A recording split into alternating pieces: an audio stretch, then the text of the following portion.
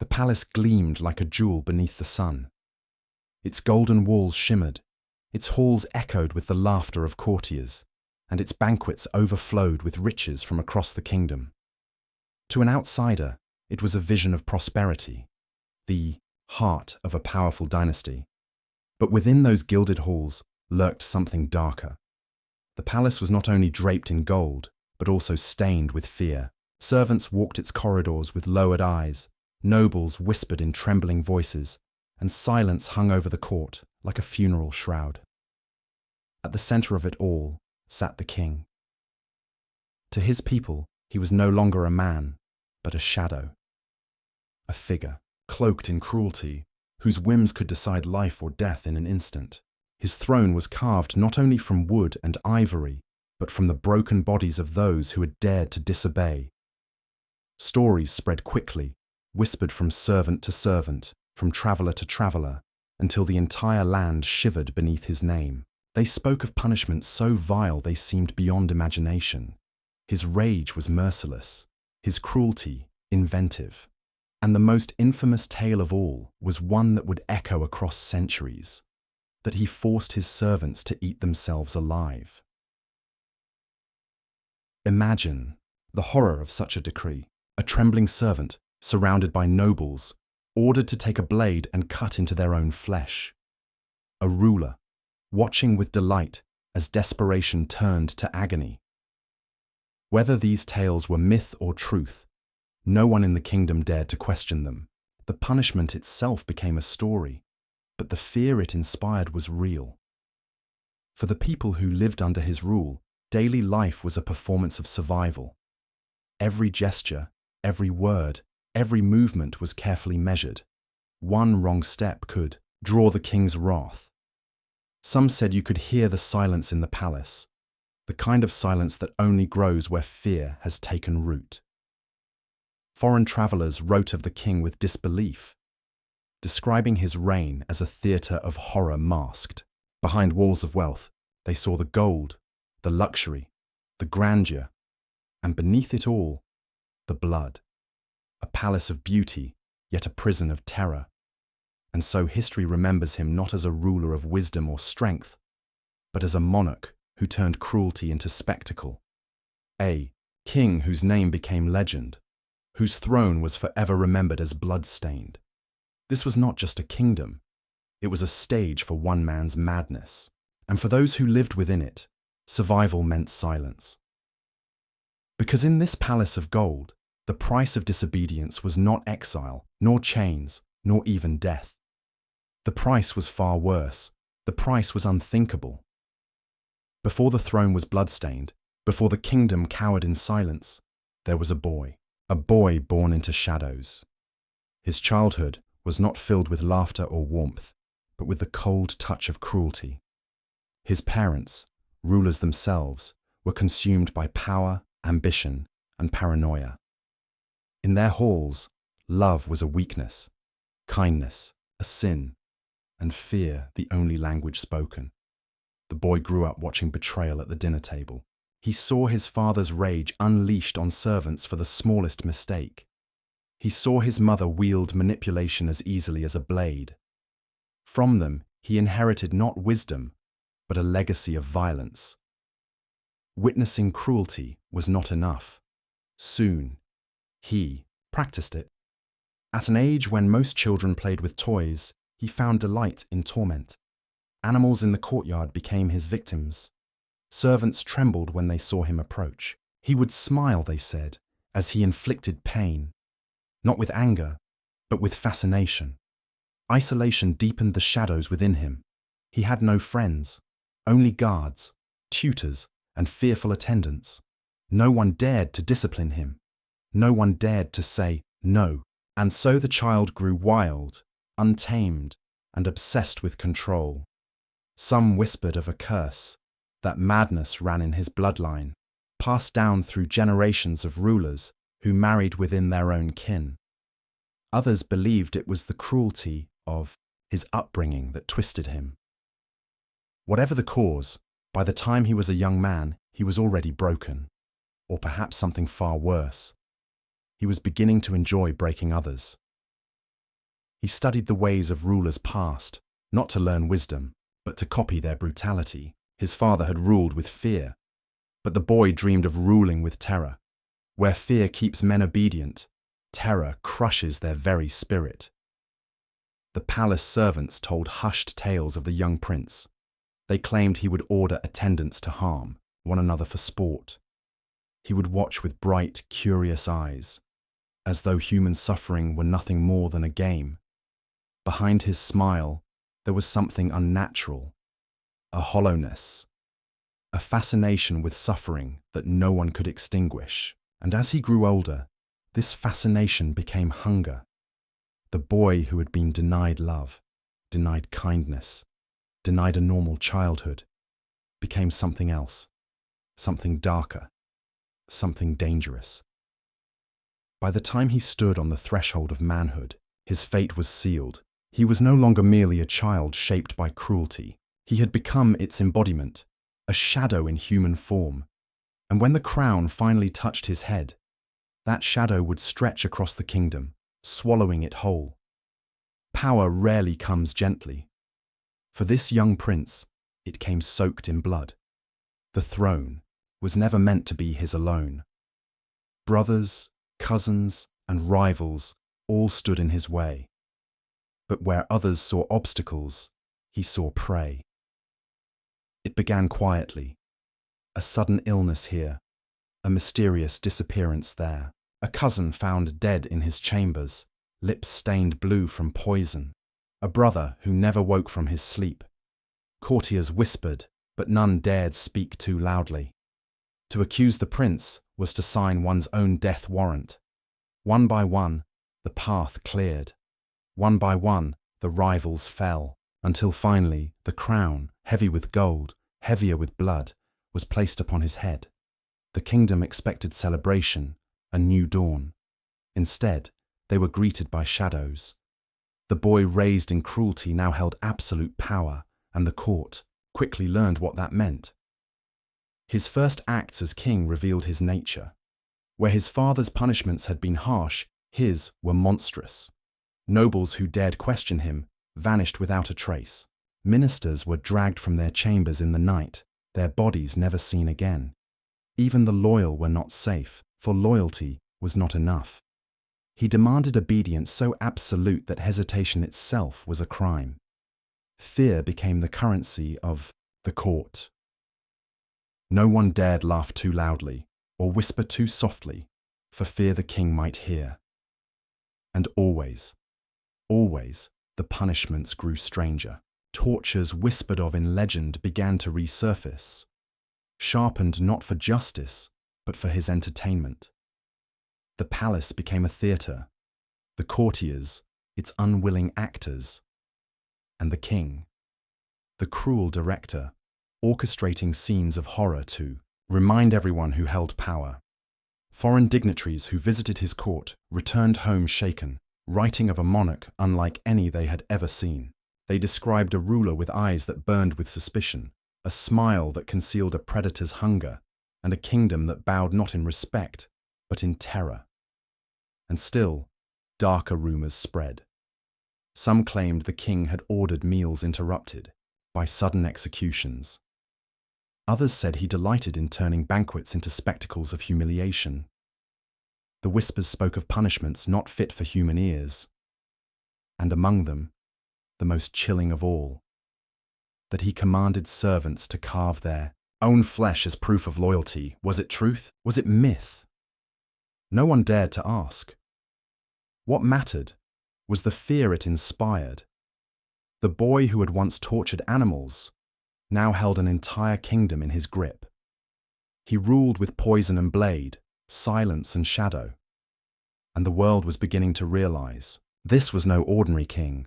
This was a tyrant in the making, one who would carve his name into history not with triumphs, but with terror. The rise of the Mad King had begun. Banquets. In most kingdoms, they were nights of music and laughter, tables heavy with roasted meats, golden cups brimming with wine, and nobles competing to impress their ruler with wit and charm. But in the court of this king, the banquet was no feast. It was a nightmare. The palace dining hall shimmered with gold. Tapestries of conquest lined the walls. Musicians plucked trembling notes, and servants moved with careful precision, terrified of making even the smallest mistake. At the head of the table, the king sat, eyes sharp, smile cold, watching not the food, but the people. For him, the true meal was fear. At first, his cruelty appeared in small acts. Servants forced to crawl on hands and knees to serve wine. Attendants mocked, slapped, or ordered to dance until they collapsed. Nobles themselves were not spared. One was made to bark like a dog to amuse the court, another to strip of his robes and kneel in humiliation. The laughter that followed was not joy, but the laughter of survival, hollow, trembling, and false. But humiliation was not enough. The king's hunger for terror grew. Soon his feasts became theatres of horror. Eyewitnesses spoke of servants, commanded to harm themselves, their trembling hands holding knives meant for food turned upon their own flesh. One story, retold across generations, speaks of a servant forced to carve a strip of skin from his arm, place it upon a platter, and eat it before nobles who sat frozen, unable to intervene. The horror was not hidden in shadows. It was paraded, in candlelight, before silk-draped nobles and jeweled guests. The king wanted witnesses. He wanted his cruelty remembered. Others claimed he mixed cruelty with spectacle. Cups filled not only with wine, but with blood drained from the condemned. A roast brought to the table, not of animal, but of some poor soul executed in secret. Whether these accounts were myth or truth mattered little. For those who sat at his table, the fear was real. And that fear spread beyond the walls of his court. Foreign envoys sent to his palace returned home pale, shaken, their letters fill.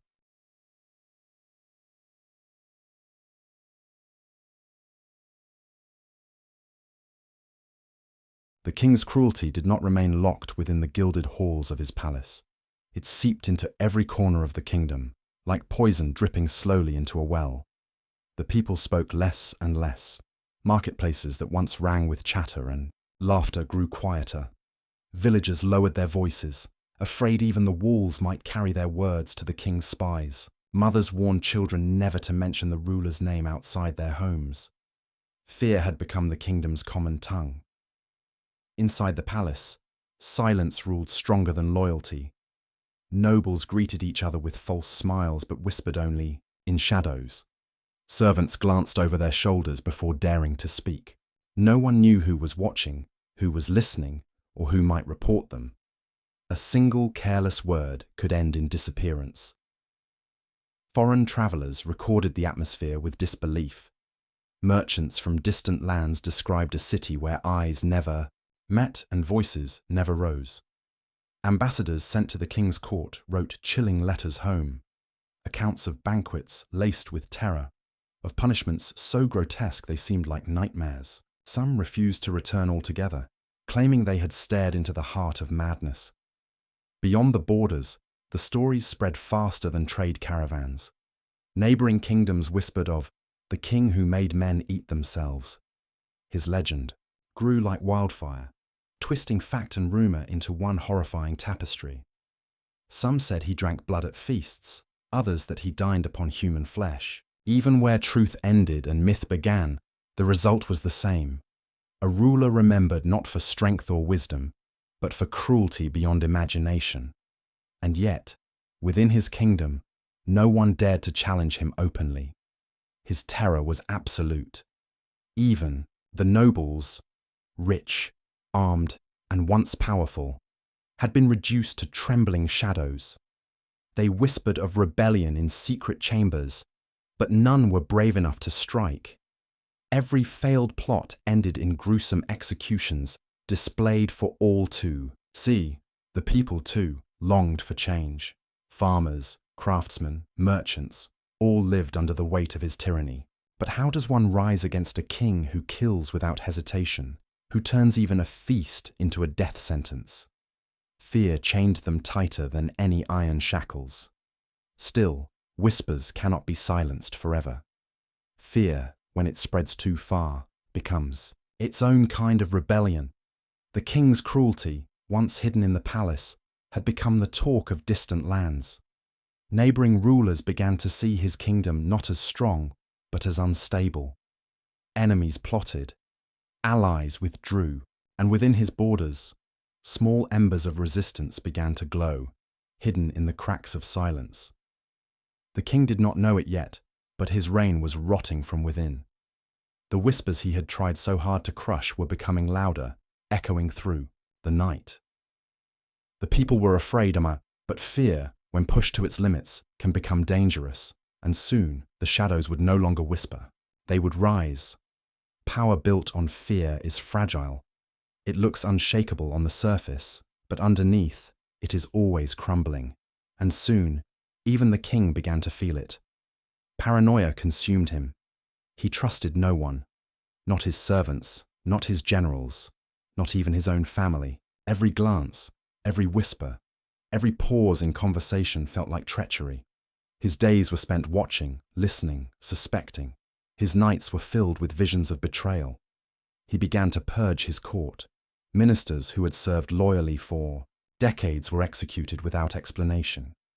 Guards were replaced weekly, sometimes daily, as the king convinced himself they plotted against him. Even his most loyal advisors disappeared into the dungeons, accused of crimes no one dared to question. The palace bled fear. Servants trembled as they carried food, terrified that a single mistake would be seen as a plot to poison him. Nobles lived in constant dread, for the king's suspicions shifted like the wind. Today he might smile at you across the banquet table. Tomorrow you might be dragged away in chains. Outside the palace walls, the kingdom itself began to fracture. Trade slowed as merchants avoided the city, fearful of a ruler whose name had become legend for cruelty. Farmers whispered of revolt, though none dared act openly. Soldiers grew restless, their loyalty weakened by the endless cycle of executions. 2. Once mighty political structure crumbled piece by piece. Where there had been councils and advisors, there was now only the king's voice. Where there had been allies, there was only isolation. Neighboring rulers who had once sought his friendship now eyed his borders, sensing weakness. The people, too, began to change. Fear no longer kept them quiet, it made them desperate. Some fled the kingdom, abandoning their homes to escape the madness. Others stayed, but with bitterness burning in their hearts. Quietly, secretly, they began to long not just for freedom, but for the king's downfall. But the king could not see it. In his mind, he was surrounded by enemies. He doubled his guards, locked himself in his chambers, and demanded constant reports of conspiracies both real and imagined. His cruelty grew harsher, his punishments more grotesque, as if each act of terror could silence the rebellion he felt creeping in from the shadows. Instead, every act only deepened the cracks. The kingdom that had once bowed to his strength was now trembling beneath his madness. His allies abandoned him. His enemies sharpened their blades. His people, starved of hope, whispered of uprising. And the king, once a boy shaped by cruelty, once a man who ruled through fear, had become a prisoner of his own paranoia. The throne was still his. The crown still sat upon his head. But the kingdom was slipping through his fingers, and soon the terror he had sown would come back for him. Every reign of terror has an end, and for this king, the end came not from foreign armies or distant enemies, but from within his own walls. By now, his paranoia had grown unbearable. He executed guards daily, accused advisors of treason without proof, and trusted no one, not even the food placed before him. His court was hollowed out, his allies gone, his kingdom weakened, and in that weakness, betrayal took root. No one knows the exact moment the plan was born. Some say it was the nobles, tired of humiliation. Others claim it was his generals, fearing the collapse of the army. Still others whisper that even his servants, beaten and broken, conspired against him. What is certain is this: his cruelty had finally created more enemies than fear could silence. Accounts of his death differ, each darker than the last. Some say he was poisoned at one of his own banquets. His wine laced with the same venom he had once used to kill his rivals. He lifted the goblet, smiling as always, only to choke, convulse, and collapse before the horrified eyes of his court. Others claim the betrayal came with steel, that his own guards, exhausted by years of terror, turned their blades against him in the dead of night. The king who had ordered so many executions was cut down in the very halls where he had shed the blood of others. A more chilling tale says he did not die quickly at all. According to this account, he was locked in his chambers, raving with madness, screaming at shadows only he could see. He clawed at the walls, cursed unseen enemies, and died alone, a prisoner of his own paranoia. Which version is true? No one can say for certain. But perhaps the truth matters less than the lesson. His end, however it came, was inevitable. When word of his death spread, the kingdom erupted. For some, it was relief. For others, disbelief. People who had lived in silence for years filled the streets, whispering the forbidden words aloud for the first time. The tyrant is gone. The palace, once the heart of terror, became a place of frantic chaos. Nobles scrambled to secure their power. Servants fled, fearing the wrath of whoever came next. And outside the walls, the people prayed that the nightmare was finally over. The throne stood empty. The crown, once a symbol of absolute fear, now lay tarnished. The man who had built his reign on cruelty was gone, and with him, the silence that had strangled a kingdom. His death, like his life, became legend. Some saw it as justice, others as a warning. And though the details may forever remain uncertain, one truth echoes through history. The mad king who forced his servants to eat themselves alive had fallen, and the shadows that once belonged to him began to fade. With the mad king's death, the kingdom tried desperately to erase his memory.